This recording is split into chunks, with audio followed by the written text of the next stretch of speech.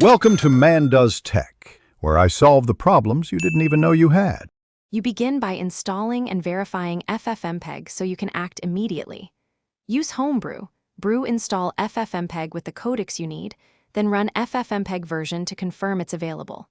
Next, move your source files to /videos or grant terminal full disk access so Ffmpeg can read and write. Once done, run one quick conversion, Ffmpeg I input, mov-c, vlibs 264 crf23c, a awk output. MP4, to ensure codecs, paths, and permissions are working. You now choose codecs, quality, and filters to control output. Use C, V, and CRF to set visual quality.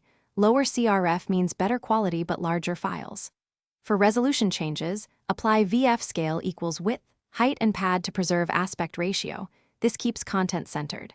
Map tracks explicitly with map so the right audio and subtitle streams are preserved, and set audio bitrate with B, a 192K. When batching, wrap commands in a loop or use preset faster to trade encoding speed versus compression efficiency.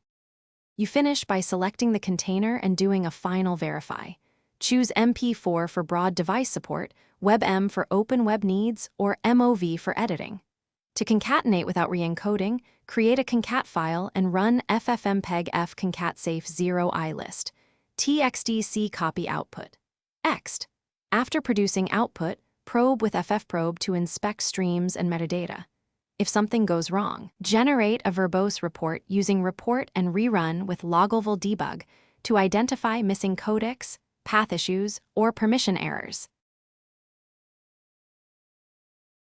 Thanks for watching. If you found this helpful, don't forget to like and subscribe.